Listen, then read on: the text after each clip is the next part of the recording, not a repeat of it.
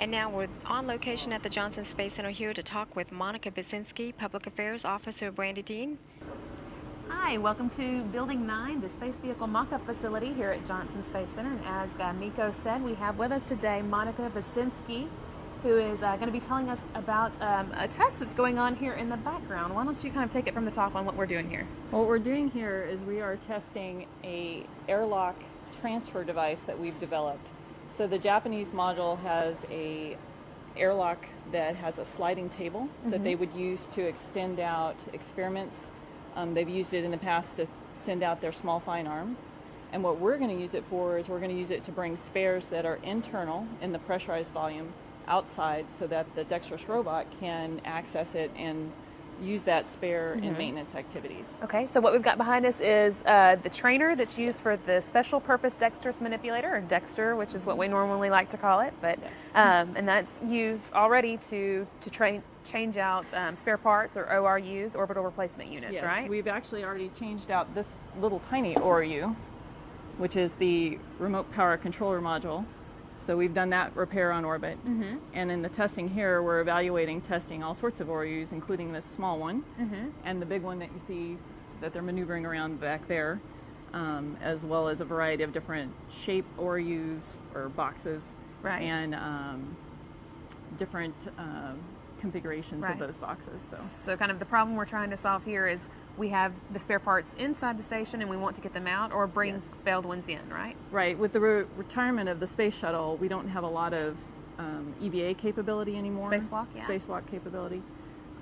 So this will enable us, in fact, they only have one spacewalk per year. And if the spare is inside, the robot can't get at it. So what this will enable us to do is to bring those spares outside. The robot can use them to do the maintenance activities throughout the year, not requiring the crew to come outside. Okay. Saves on time. So how will it work? I think well, what happens, I have this is a half-scale mock-up that we have. And I will hand that to you. Yeah.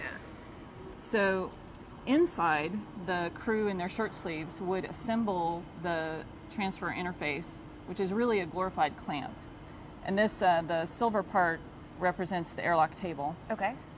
So they would have it, they would assemble it, they move the walls into position based on the ORU or the box that's going in it. This is a little Canadian mock-up box that we're using here, again, half scale.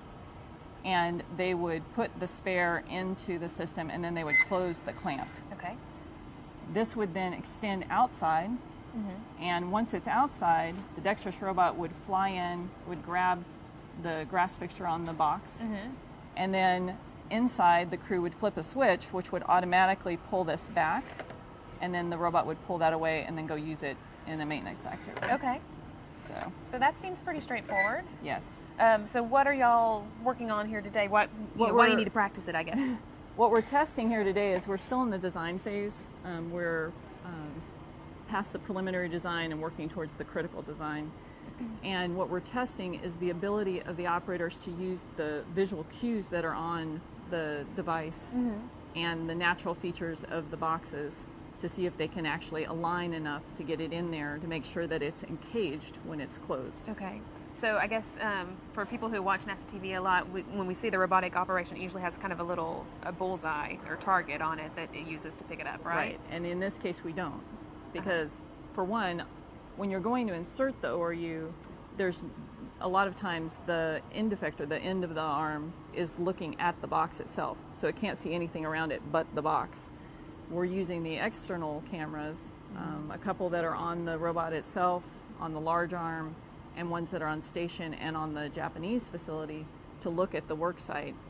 And all of those cameras are positioned where they are. So they may be at a slight angle to the work site or looking like over the shoulder of the robot, so the robot's partially blocking the view.